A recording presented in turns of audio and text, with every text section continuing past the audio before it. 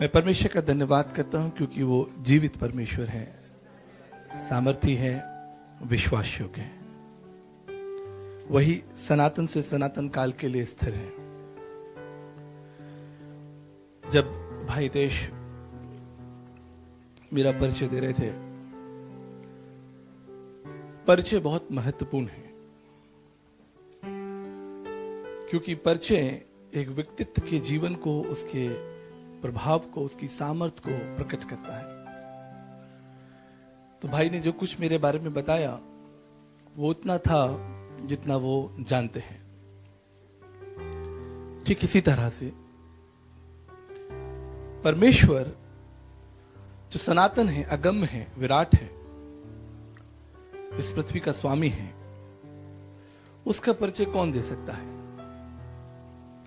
क्या कोई मनुष्य उस परमेश्वर का परिचय दे सकता है? क्योंकि मनुष्य की बुद्धि और परमेश्वर की सामर्थ्य में कोई मेल नहीं है। वो अगम्य है, सनातन है। लेकिन समस्त पवित्र शास्त्र बाइबल में हम ऐसे कई पद और ऐसे अध्याय देखते हैं जहां परमेश्वर स्वयं चाहता है कि मनुष्य उसे जाने। मेरे साथ एक वचन निकालें, भजन संहिता उसका 14 अध्याय और उसके दूसरे पद को पढ़ें। पढ़िए, जिसको भी मिले पढ़िए, कोई बात नहीं। परमेश्वर ने स्वर्ग में से मनुष्य पर दृष्टि की है कि देखे कि कोई बुद्धिमान, कोई परमेश्वर का खोजी है या नहीं।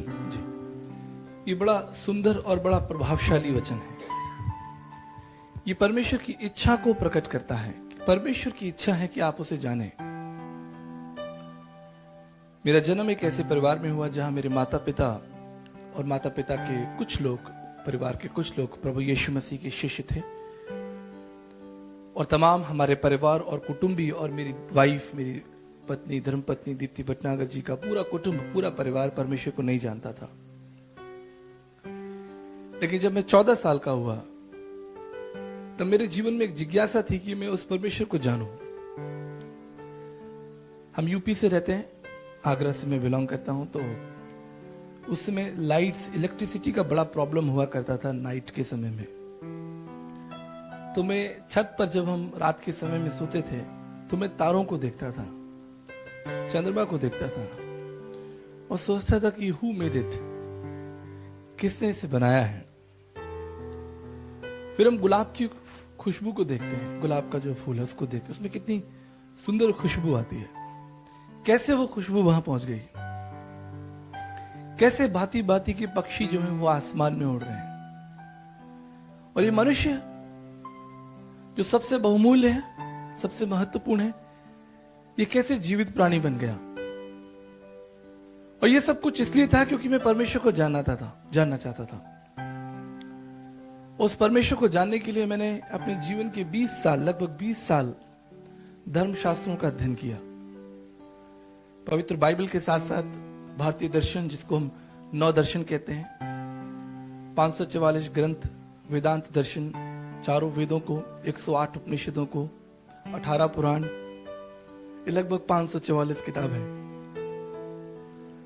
और ये किताबें परमेश्वर की ओर इशारा करती हैं, परमेश्वर के बारे में बताती हैं, कोशिश करती हैं।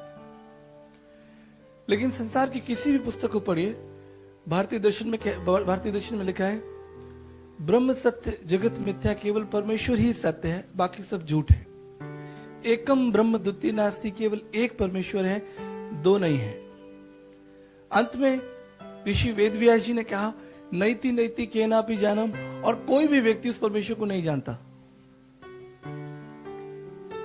आगे लिखा है कि जब तक स्वयंभू सृष्टिकर्ता स्वयं परमेश्वर अपने आप को प्रकट ना करे, स्वयं परमेश्वर ना बोले, स्वयं परमेश्वर बात ना करे, कोई मनुष्य उसको नहीं जान सकता, जब तक स्वयं अपने आप को परमेश्वर प्रकट ना करे।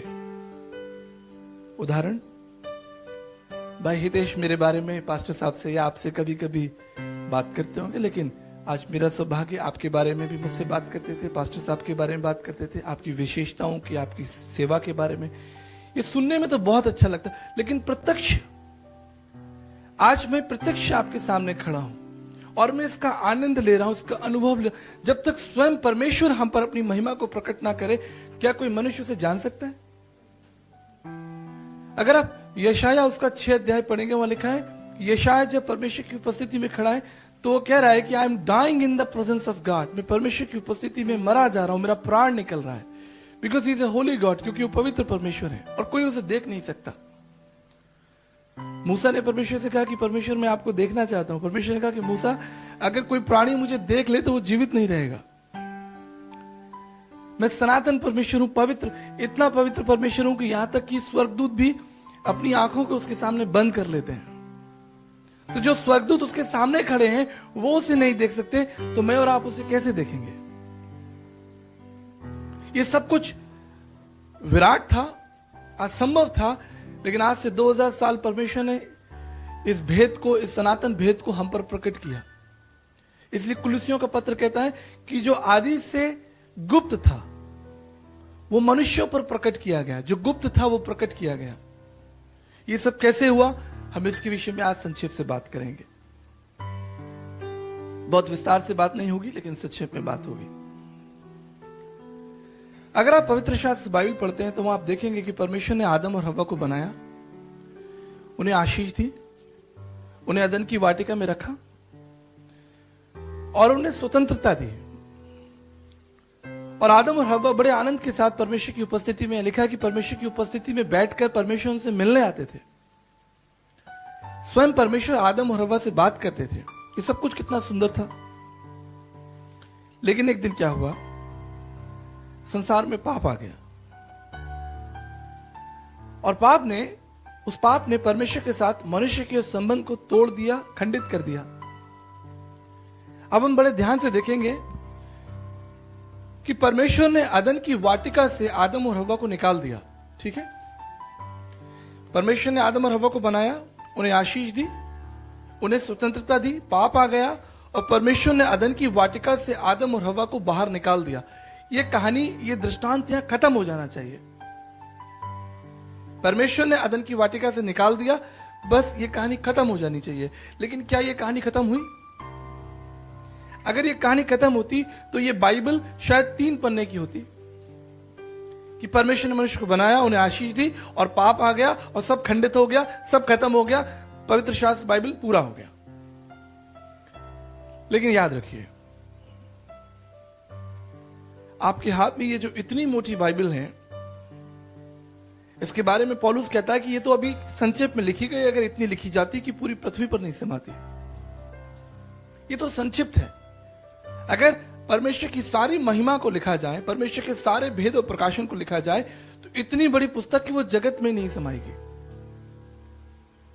एक बार परमेश्वर के एक दास प्रचार कर रहे थे। उन्होंने कहा, a man can not live without God. मनुष्य परमेश्वर के बगैर नहीं रह सकता। मनुष्य परमेश्वर के बगैर नहीं रह सकता। ये इतनी मोटी बाइबल, हजारों लाखों दृष्टांत, हजारों लाखों बातें, लोग, इस बात का सबूत है कि परमेश्वर भी मनुष्य के बगैर नहीं रह सकता। इसलिए परमेश्वर का वचन कहता है कि वो इस धरती पर मनुष्य बनकर उतर आया। मैं विज्ञान का स्टूडेंट हूं, कंप्यूटर साइंस के साथ साथ astrophysics, cosmology, space science, chemistry, RDBMS relational database management system, softwares, ये सब अच्छे से समझता हूं और मेरी पत्नी भी समझती है। संसार में लाखों डिस्कवरियां हुई। आज एक मनुष्य जिसकी हाइट 5.5 फीट है, वो बोइंग जहाज उड़ाता है। इतना बड़ा जहाज है जिसके अंदर लगभग 550 लोग बैठ जाते हैं और टनों उसका जो है वजन होता है, और वो ये भारत से उड़ता है और अमेरिका पहुंच जाता है 15 घंटे में। एक मनुष्य, आज मनुष्य जो है वो चांद पर भी पहुंच चुका। अभी लास्ट मंथ एक अखबार में खबर थी कि नासा के वैज्ञानिक जो है वो सूर्य के आसपास चक्कर लगा रहे हैं। मनुष्य कहां पहुंच गया? संसार में लाखों डिस्कवरियां हैं, लाखों प्रमाण हैं, खोज हैं बुद्धि और ज्ञान के। लेकिन संसार का सबसे बड़ा उदाहरण यह है कि परमेश्वर मनुष्य बन के संसार में आया। चार्ली ड्यूक, जो अमेरिका के नासा के साइंटिस्ट हैं, वो जब चांद पर गए तो वो चांद पर टहल रहे थे। Very famous scientist and man of God, परमेश्वर के दास भी हैं। तो उन्होंने देखा कि पृथ्वी जो है वो हवा में खड़ी हुई है। हम सब विज्ञान के कुछ लोग छात्र हैं, हम जानते हैं कि the earth is hanging on in the space. तो उन्होंने अपने घुटने टिकाए, चार्ली ड्यूक ने अपने घुटने टिकाए और कहा, ओनली गॉड कैन डू, केवल ये परमेश्वर ही कर सकता है कि पृथ्वी जो है वो हवा में खड़ी है। मैं इसमें एक बात जोड़ना चाहता हूं कि परमेश्वर की अनुग्रह पर खड़ी है, ये परमेश्वर की दया है। और आज हम उस परमेश्वर को जानने की कोशिश करेंगे संक्षेप में। पवित्र शास्त्र बाइबल सबोपदेश की पुस्तक, उसका 12 अध्याय और 13 पद, यह लिखा है, सब कुछ सुना गया, अंत की बात यह है कि परमेश्वर का भय मान, उसकी आज्ञाओं का पालन कर, क्योंकि मनुष्य का संपूर्ण कर्तव्य यही है, क्योंकि परमेश्वर सब कामों और सब गुप्त बातों का, चाहे वो भली हो बुरी हो, न्याय करेगा। आज की सुबह 2 बातें आपको याद रखनी है। हो सकता है आप मेरा पूरा संदेश भूल जाएं, लेकिन 2 बातें याद रखिएगा। परमेश्वर युगानुयुग जीवित है और मनुष्य इस संसार में थोड़े समय के लिए है। संसार और संसार की बातें समाप्त हो जाएंगी, लेकिन परमेश्वर का राज युगानुयुग बना रहेगा। आज उस परमेश्वर के बारे में 3 महत्वपूर्ण बात बताऊंगा आपको, जिसे आप लिखना चाहें लिख सकते हैं। परिस्थितियां कैसी भी हो, एक बात अपनी जिंदगी में कभी मत भूलिएगा, that you worship a living God। आप एक जीवित परमेश्वर की आराधना करते हैं। जब मैं क्रिकेट खेलता था तो हमारे घर के पास में एक मैदान था जिसपे एक बड़ी सी मजार बनी थी, और जब हम क्रिकेट खेलने जाते थे, बच्चे थे, जवान बच्चे भी थे वहां हम सब लोग, तो हम उस मजार के आगे माथा टेकते थे कि आज हम 100 रन बनाएं, आज हम मैच जीत जाएं। और ऐसी हम प्रार्थना जो है वो झुक कर उस मजार के आगे किया करते थे। लेकिन जब मैं बड़ा होता गया, मैंने पवित्र शास्त्र बाइबल का अध्ययन किया, मैंने इस बात को पाया कि वो परमेश्वर मजारों में नहीं रहता, उसका सिंहासन स्वर्ग में है। वो कब्र में नहीं रहता, उसका सिंहासन जो है वो स्वर्ग में है। He is a living God। The first thing you must remember throughout your life that you have been called by a living God। You worship a living God।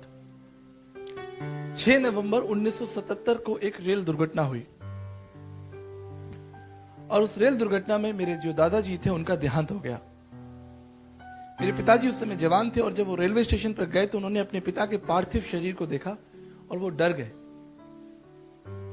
कल तक जो जीवित थे, जो उनसे बातें करते थे, जो उनकी चिंता करते थे, जो उनके बारे में सोचते और योजनाओं को बनाते थे, वो आज मरे हुए जमीन पर हैं।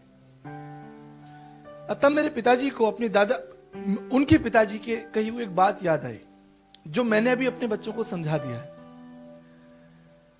वो ये है कि चाहे मैं इस संसार में हूं या ना हूं, तुम्हारे समक्ष, तुम्हारे बीच एक जीवित परमेश्वर हमेशा रहेगा, जो तुम्हारी अगुवाई करेगा और जो तुम्हारे साथ चलेगा और तुम्हें कभी नहीं छोड़ेगा। We have a living God। दूसरी महत्वपूर्ण बात, We have a faithful God। एक विश्वास योग्य, ना वो केवल सिर्फ जीवित है, लेकिन एक विश्वास योग्य है। इसको हम समझने की कोशिश करेंगे। एक बार मैं एक बड़ी सभा में प्रभु की विश्वास योग्यता के बारे में प्रचार कर रहा था। एक जवान लड़का मेरे पास में आया, उसने कहा कि पास्टर साहब, आचार्य जी, आपने जो कुछ बताया बड़ा सुंदर था, सुनने में अच्छा लगा, लेकिन मैं इस बात से थोड़ा कम सहमत हूं कि परमेश्वर विश्वास योग्य है, क्योंकि मैं कई बातों के लिए प्रार्थना कर रहा हूं 4 साल से, 3 साल से, लेकिन परमेश्वर मेरी प्रार्थना को उत्तर नहीं दे रहा। मुझे नहीं लगता कि परमेश्वर विश्वास योग्य। ठीक कहा आपने कि परमेश्वर जीवित है। ठीक कहा आपने कि वो सामर्थ्य है, लेकिन वो मेरे लिए विश्वास योग्य है, मैं इसका अनुभव नहीं कर पा रहा हूं। इसके बारे में आप कुछ बताएं। मैंने उस जवान को कहानी बताई और वो कहानी भी मैं आपको बताना चाहता हूं। ये कहानी दो दोस्तों की है। एक दोस्त धनवान था जिसका ग्रोसरी स्टोर था, राशन की दुकान, चीनी चावल उसमें मिलता था। और जो उसका दूसरा दोस्त था वो गरीब था और वो साइकिल चलाता, घर घर जाता, मक्खन बेचता, 100 ग्राम, 500 ग्राम, 1 किलो, जिसको जैसी आवश्यकता थी। और ये जो गरीब मित्र था, ये अपने धनवान मित्र की दुकान पे जाता, उसे 1 किलो मक्खन देता और उसके बदले में चीनी चावल ले लेता था। और ये मित्रता, ये व्यापार कई दिनों तक चलता रहा। एक दिन इस धनवान मित्र ने क्या देखा कि उसका मित्र जो उसे 1 किलो मक्खन देकर गया है, ये 1 किलो नहीं है, ये 800 ग्राम है, अर्थात 200 ग्राम की चोरी। तो ये बड़ा दुखी हो गया, बड़ा निराश हो गया। बोला, अरे मैं अपने मित्र से पूछूंगा कि उसने मुझे धोखा क्यों दिया। तो दूसरे दिन उसका मित्र आया तो उसने उसको पकड़ा और कहा कि तुम मुझे जो मक्खन देते हो वो 1 किलो नहीं है, वो 800 ग्राम है। तो वो डर गया, उसकी आंखों में आंसू आ गए। उसने कहा, मेरे मित्र, मैं आपसे क्षमा चाहता हूं, फॉरगिव मी, क्योंकि मैं तुम्हारी तरह एक धनवान व्यापारी नहीं हूं, मेरे पास एक अच्छा तराजू नहीं है। आप एक बड़े व्यापारी हो, आपके पास एक अच्छा तराजू है, लेकिन मेरे पास एक अच्छा तराजू नहीं है। इसलिए मैंने क्या किया, मैंने तुम्हारी दी हुई चीनी के 1 किलो पैकेट को अपना बाट बनाया था। मैं तुम्हारी दी हुई चीनी से ही अपना मक्खन तोलता आया हूं। मेरे प्रियो, जब हम पवित्र शास्त्र बाइबल पढ़ते हैं, परमेश्वर का वचन हमें पवित्रता के लिए प्रेरित करता है, विश्वास योग्यता के लिए प्रेरित करता है, नम्रता के लिए प्रेरित करता है, सद्भावना के लिए प्रेरित करता है, अतिथि सत्कार के लिए प्रेरित करता है। अगर हम अपने जीवन बातों को इन बातों के लिए आधार नहीं बनाएंगे तो हम कैसे परमेश्वर की उस विश्वास योग्यता को अनुभव करेंगे। परमेश्वर तो विश्वास योग्य है, बिल्कुल सूर्य के समान जो आपको प्रकाश दे रहा है। 15 करोड़ किलोमीटर दूर ये सूर्य, जिसके अंदर हाइड्रोजन और हीलियम गैसें हैं, जो 6500 साल से खत्म नहीं हुई। जब आप गैस का सिलेंडर इस्तेमाल करते हैं तो वो 18 दिन में या 20 दिन में या उसके उपयोग के अनुसार खत्म हो जाता है। अगर मेहमान आ जाए, अभी हितेश तुम्हारा तो गैस सिलेंडर 3 दिन में ही खत्म होगा, तुम्हारे पास बहुत रिलेटिव दोस्त आने वाले हैं। लेकिन आप ये देखिए कि 6500 साल से वो हीलियम और हाइड्रोजन गैस नहीं खत्म हो रही, क्योंकि परमेश्वर विश्वास योग्य है। जब आप रात को बड़े आराम से अपने कमरे में सो रहे होते हैं तो जुपिटर आपकी रक्षा करता है। आप जानते हैं, जो बृहस्पति ग्रह, जिसको जुपिटर कहा जाता है, हमारे कॉस्मोस में, हमारे स्पेस में बहुत सारे जो दूसरे प्लैनेट्स हैं, अनआइडेंटिफाइड ऑब्जेक्ट हैं, जिसको रोज प्लैनेट भी कहा जाता है, जो टेढ़े मेढ़े पत्थर हैं, मैग्नेटिक फील्ड में घूमते रहते हैं। और अगर एक मैग्नेटिक ऑब्जेक्ट भी आकर पृथ्वी से टकरा जाए, उसका साइज जो है वो आपके गुजरात के बराबर है। अगर एक भी चट्टान गुजरात के बराबर पृथ्वी से टकरा जाए तो क्या होगा? हम बचेंगे? लेकिन प्रत्येक दिन, प्रत्येक क्षण, the Jupiter is planted by your faithful God to take care of that. जैसे आपके घर में वैक्यूम क्लीनर नहीं होता है, ऐसे ही जुपिटर का मैग्नेटिक फोर्स, ग्रेविटेशनल फोर्स उन अनआइडेंटिफाइड ऑब्जेक्ट्स को बाहर खींच के निकाल देता है कि पृथ्वी तक मत जाना। ये परमेश्वर का हुक्म है। That is faithful God. So you have a living God. Always remember, what ever condition, situation, आपकी बस छूट जाए, याद रखें एक जीवित परमेश्वर आपके साथ है। ठीक है? आपकी फ्लाइट छूट जाए, फिर भी जीवित परमेश्वर आपके साथ। एग्जाम में पास हो, फेल हो, जीवित परमेश्वर आपके साथ है। मनुष्य आपका तिरस्कार करे, जीवित परमेश्वर, विश्वास योग्य परमेश्वर आपके साथ है। लोग आपका अपमान करें, कोई बात नहीं, जीवित और विश्वास योग्य परमेश्वर आपके साथ।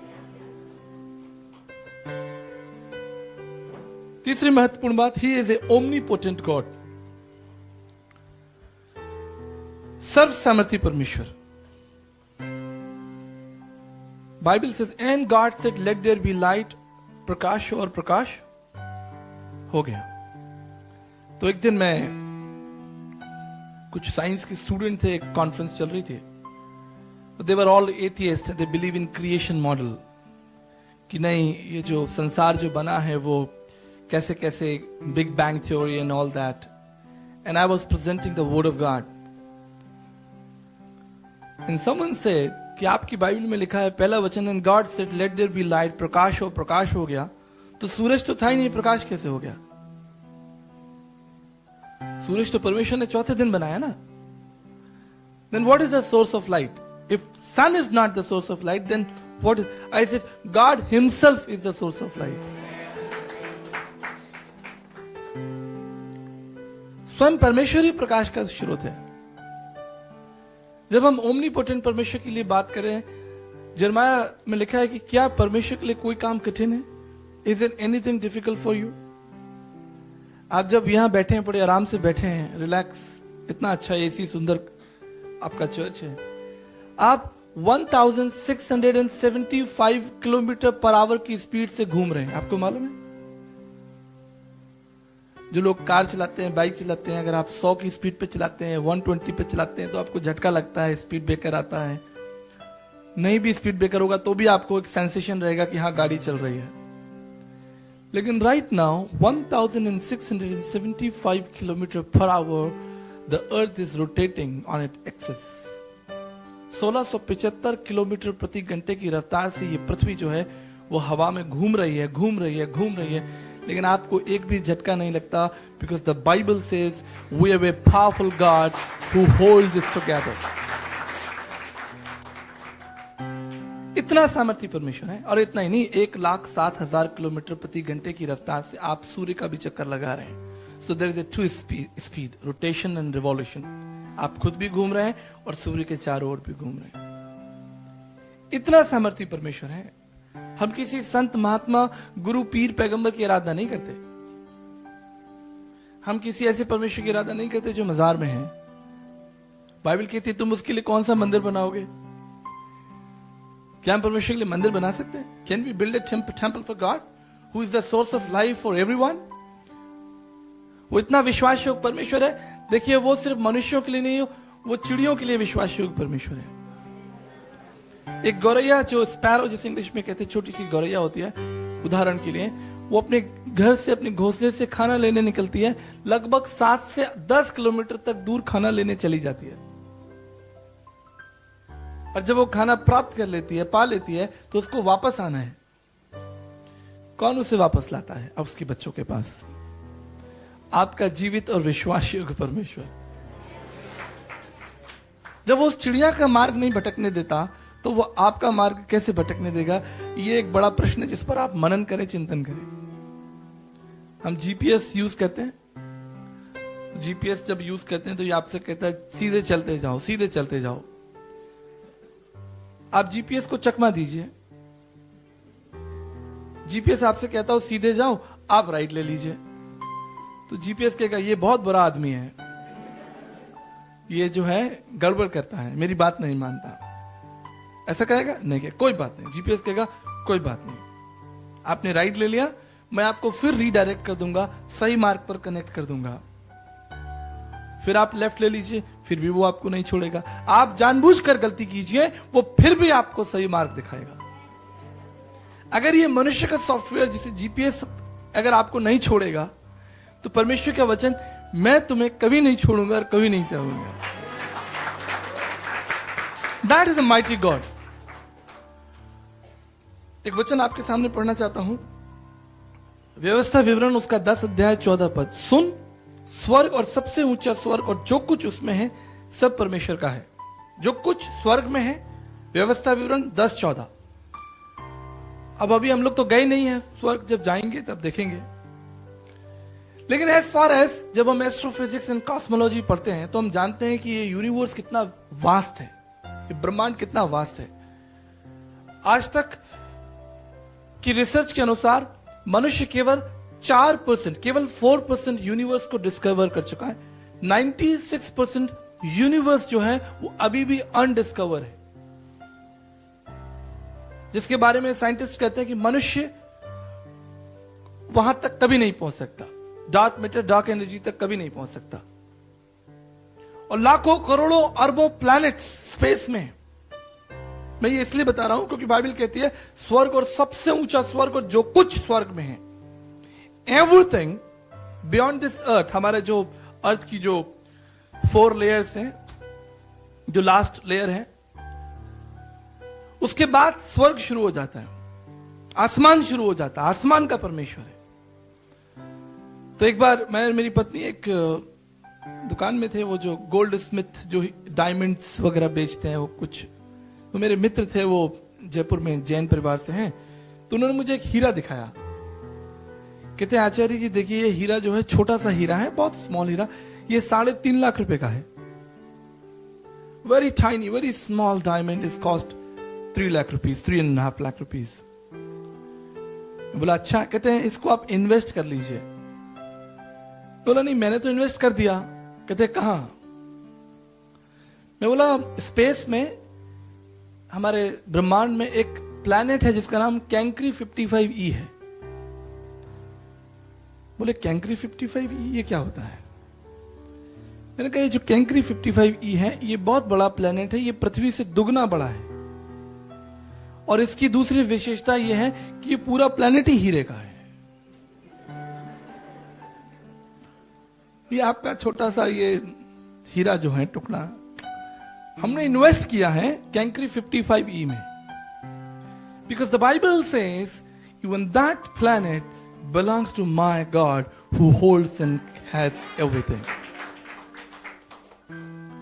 पृथ्वी और जो कुछ उसमें है, आगे लिखा है वचन संहिता 24:1 में, पृथ्वी और जो कुछ उसमें सब उसका है। मैं सिंगापुर में था, तो मैंने पहली बार एक एक्वेरियम देखा जिसमें लाखों प्रकार की मछलियां, कलरफुल मछलियां, और लगभग मैं 3 घंटे वहां रहा।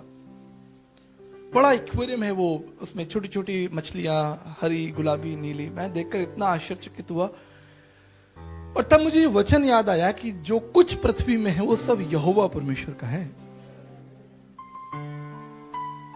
और वो परमेश्वर चाहता है कि आप उसे जाने। You may know him, you may come close to him.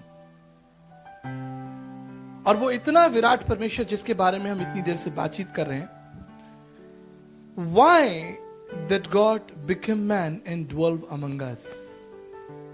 किसी ने कहा कि यीशु मसीह हमें संसार में परमेश्वर उद्धार देने के लिए आया, राइट? यीशु मसीह संसार में क्यों आया? ताकि हमें वो, क्या वो हमें और आपको उद्धार स्वर्ग में बैठकर नहीं दे सकता था? जैसे उसने कहा लेट देयर बी लाइट, वो कह सकता था let there be a salvation. But the Bible says he chose to become man and dwell among us. Let me read some verses for you very fast.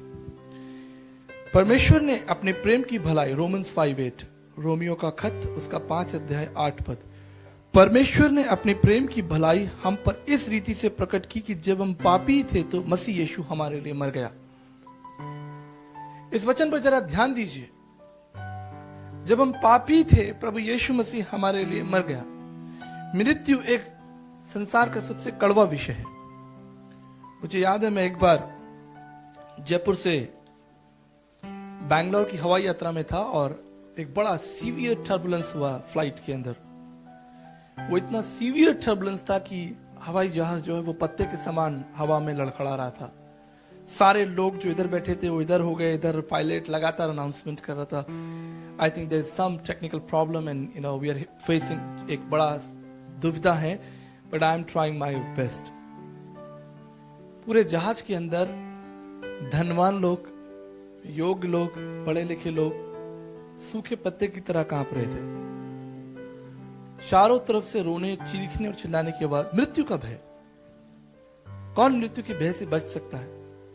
और मैं उस जहाज में बैठा था और मेरे आगे यही प्रश्न था कि प्रभु मैं मरने के लिए तैयार हूं, अगर ये जहाज गिर जाए कोई दिक्कत नहीं, लेकिन मेरी एक पत्नी है, मेरे 2 बच्चे हैं, मेरे माता पिता हैं, मैं उनसे प्रेम करता हूं, मैं अपनी कलीसिया से प्रेम करता हूं, और प्रभु अभी मुझे आपकी और सेवा करनी थी।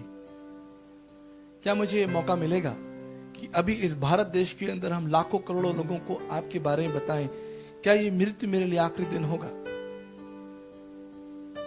मैं आपको सच बताता हूं, यद्यपि मैं एक बुद्धिमान पढ़ा लिखा व्यक्ति हूं, मैं ये भी नहीं कहूंगा मैं एक अच्छा शूरवीर भी हूं। मैं आगरा से बिलोंग करता हूं।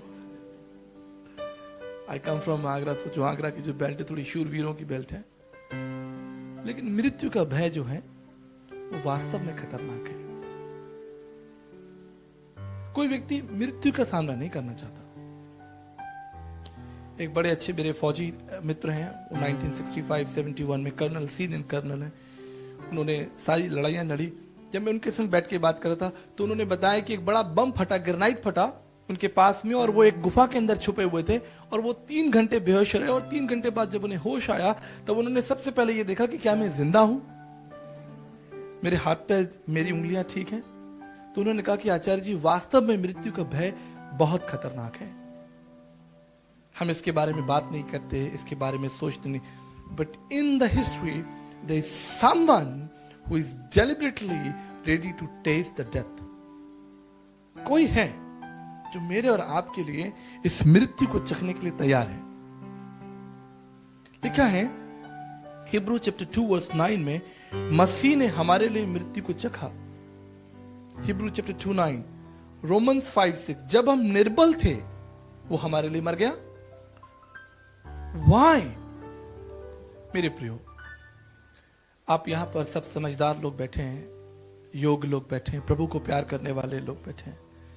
जब एक मां बच्चे को जन्म देती है,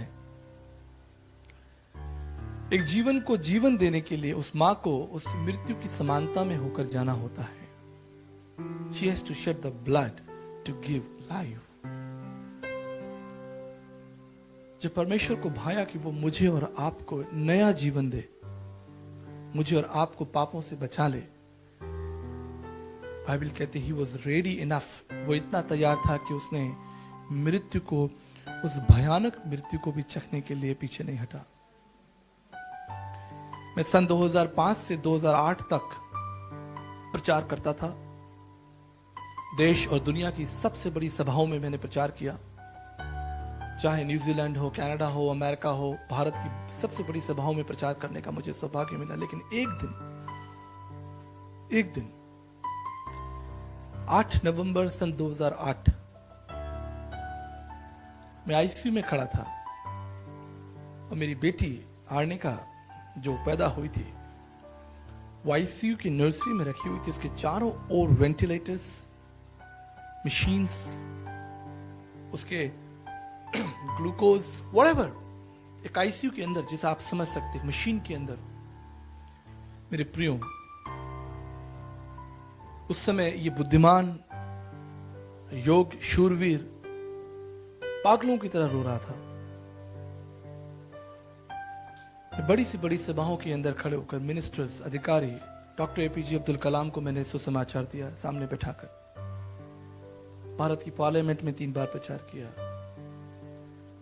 सारे कैबिनेट मिनिस्टर्स के बीच में प्रचार किया। लेकिन उस समय उस आईसीयू के अंदर खड़े होकर मैं मानो एक दुनिया के सबसे कमजोर व्यक्ति की तरह एक आंसुओं की, लोग उदाहरण देते हैं कि ये महिलाओं की तरह रोते हैं, कभी कभी हम कंपेयर करते हैं कि ये तो लड़की की तरह रोता है। मेरे प्रियो, क्योंकि उस दिन मैंने अपनी बेटी को, जिसका जन्म हुआ था, आईसीयू में रखा देखा। डॉक्टर के पास गया, मैंने कहा डॉक्टर साहब, इस बच्चे को इस आईसीयू से बाहर निकालने के लिए और इसको सुरक्षित घर तक पहुंचाने के लिए जो कुछ देना पड़े मैं दूंगा। डॉक्टर ने मेरी तरफ देखा, उन्होंने कहा आप बिल्कुल चिंता नहीं कीजिए। और जब मैं कमरे के बाहर आया तब पवित्र आत्मा मेरे से बात करने लगा। प्रभु ने कहा कि अभी तो तुमने उसे छुआ भी नहीं, क्योंकि वो नर्सरी के अंदर थी, मशीन के अंदर थी। I could not touch him, her. अभी तो मैंने उसे प्यार भी नहीं किया, गले नहीं लगाया। अभी तो मैंने उसकी आंखों का रंग भी नहीं देखा, अभी तो मैंने उसकी आवाज भी नहीं सुनी। अगर मैं उससे इतना प्रेम करता हूं तो वो सृष्टिकर्ता परमेश्वर जो मेरी और आपकी उत्पत्ति को सनातन से जानता है, वो मुझसे आपसे कितना प्रेम करता होगा। उसके प्रेम के बारे में मनन कीजिए। that he became man and dwelt among us. ये संसार की सबसे बड़ी आशा है कि परमेश्वर हमारे लिए मनुष्य बन गया। नील आर्मस्ट्रॉन्ग जो संसार के पहले व्यक्ति थे जो चांद पर गए, आपको पता है, दुनिया उनको जानती है। जब नील आर्मस्ट्रॉन्ग अपनी यात्रा को समाप्त करने के बाद वापस आए, दुनिया के तमाम समाचार पत्र, दुनिया के तमाम अखबार, रेडियो और न्यूज चैनल नील आर्मस्ट्रॉन्ग को देखना चाहते थे, उसे छूना चाहते थे, उससे बात करना चाहते थे। और उन्होंने नील के सामने, एक बड़े सभा के सामने एक सवाल रखा कि नील, आप संसार के पहले व्यक्ति हो जो चांद पर चल के आए हो। Would you like to share your experience while you were walking on the moon? जब आप चांद पर चल रहे थे, क्या आप अपने उस अनुभव के बारे में बात कर सकते हैं? नील आर्मस्ट्रॉन्ग ने कहा कि मनुष्य का चांद पर पहुंचना कोई बड़ी बात नहीं, बड़ी बात यह है कि जिस परमेश्वर ने चांद को बनाया वो हमारे बीच में चला था।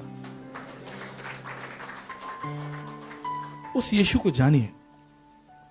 कुलिसियों का पत्र, उसका 2 अध्याय 2 पद के आखिरी लाइन में लिखा है, it's God's desire that you may know his son. ये परमेश्वर की इच्छा है कि आप उसके पुत्र प्रभु यीशु मसीह को जाने, क्योंकि उसके अंदर सारी संपूर्णता सदैव बवास करती है। सारी संपूर्णता, आंशिक नहीं। आंशिक तो हमारे पास में दाऊद भी है, अब्राहम भी है। गीत गाने के लिए हमारी आदि माता और आदि पुरुष, हम उसके भी गीत गा सकते हैं, उसका भी मंदिर बना सकते हैं। एक बार मैं एक धर्म संसद में प्रचार कर रहा था, वहां तमाम लोग थे। प्रश्न आया, आप सिर्फ यीशु मसीह की आराधना क्यों करते हैं? हमारी बाइबल के अंदर 10,000 नाम हैं, यीशु अकेला नहीं है। Bible talks about from the very beginning Adam and ewe.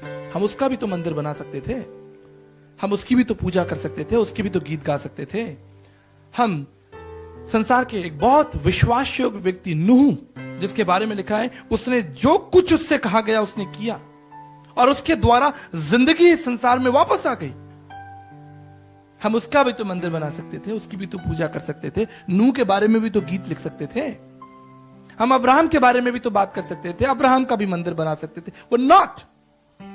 क्यों? क्योंकि बाइबल कहती है परमेश्वर की सारी संपूर्णता सदैव यीशु में ही वास करती है। इसलिए यहां से खड़े होकर मैं उस यीशु के बारे में बात कर रहा हूं, मैं दाऊद के बारे में बात नहीं कर रहा हूं। परमेश्वर उनसे बातें की, वो प्रभु के सेवक लोग थे, प्रभु के आज्ञाकारी लोग थे, लेकिन वो परमेश्वर नहीं थे। What a beautiful that God revealed himself through his son Jesus Christ. जब मैं समापन की ओर हूं, यूहन्ना उसका 10 अध्याय और उसके 11 पद में लिखा है, अच्छा चरवाहा मैं हूं जो अपनी भेड़ों के लिए अपना प्राण दे देता है। कोई आपके लिए प्राण नहीं देगा। मैंने कहा मृत्यु बहुत कड़वा विषय है। Nobody would like to die for you। कोई आपके लिए मृत्यु को चखने के लिए तैयार नहीं होगा, लेकिन प्रभु का वचन कहता है नहीं। वो प्रभु यीशु मसीह संसार में क्यों आया, मनुष्य क्यों बन गया, इस भेद को समझिए। 1994 में ओलंपिक चल रहा था और कई धावक जो है वो मैदान में दौड़ रहे थे उस बड़े इनाम को पाने के लिए। दौड़ शुरू हो गई, 63,000 लोग उस स्टेडियम में बैठे थे और सारे धावक दौड़ रहे थे। तभी एक धावक जिसका नाम डेरिक रेडमॉन्ड था, वो जमीन पर गिर गया और उसका पैर टूट गया। डेरिक रेडमॉन्ड ने उठकर दोबारा दौड़ने की कोशिश की, लेकिन वो नहीं दौड़ पाया। उसके सारे मित्र उससे आगे निकल गए। डेरिक उन्हें दौड़ता हुआ देखता रहा और उसकी आंखों में आंसू आ गए और वो रोने लगा क्योंकि उस दौड़ को हार गया। तभी अचानक 63,000 की भीड़ में एक व्यक्ति ओलंपिक के मैदान में आ गया। यह नियम नहीं है, कोई भी व्यक्ति ग्राउंड में नहीं आ सकता। यह खेल नियम के विरुद्ध है, यह व्यवस्था के विरुद्ध है। केवल जो धावक है या जो प्लेयर है वही ग्राउंड में खेल सकता है या आ सकता है। और वो व्यक्ति दौड़ कर आया डेरिक रेडमॉन्ड के पास में, उसने उसके आंसुओं को पूछा, उसे प्यार किया। डेरिक ने कहा, पिताजी थैंक यू फॉर कमिंग, आप मेरे लिए मैदान में आ गए, मैं आपका धन्यवाद करता हूं। तब डेरिक के पिता ने डेरिक को कंधा दिया और डेरिक ने कहा, पिताजी मैं ये दौड़ हार गया हूं, लेकिन मैं इस दौड़ को पूरा करना चाहता हूं. Though I have lost this race, but I wanna finish this race. Would you like to help me? तब डेरिक के पिता ने अपना कंधा देकर डेरिक की उस हारी हुई दौड़ को पूरा करा दिया. मेरे प्रियो, आज से ठीक 2000 साल पहले जब सारी मानव जाति पाप में गिर गई थी, अंधकार में गिर गई थी, झूठ में, हमने प्रकृति की आराधना शुरू कर दी. रोमन्स उसका चैप्टर 1 कहता है, लोगों ने प्रकृति की पूजा करना शुरू कर दी. सच्चे परमेश्वर को भूलकर हम अंधकार की ओर चले गए. इसलिए दर्शन शास्त्र कहता है, अस्तुमा सद्गमय तमसुमा ज्योतिर्गमय मृत्युमा अमृतगमय. हे परमेश्वर, हमें असत्य से निकालकर सत्य की ओर लेकर चलो. दर्शन शास्त्र कहता है, स्वयंभू सृष्टिकर्ता प्रजापति यगा यज्ञसम यगो तद्रक्तम परमात्रम पुण्यदान बल्यागनम सर्व पाप परिहरो रक्त प्रक्षणम आवश्यम. केवल परमेश्वर ही हमारी सहायता कर सकता है. केवल परमेश्वर ही हमारे उस पाप के बोझ को उठा सकता है. ये प्रार्थना परमेश्वर के कानों तक पहुंच गई. वचन कहता है कि वो परमेश्वर मनुष्य बनकर संसार में आ गया और हम जिस दौड़ को हार गए थे, उसने उस दौड़ को हमारी पूरा कराने में मदद की.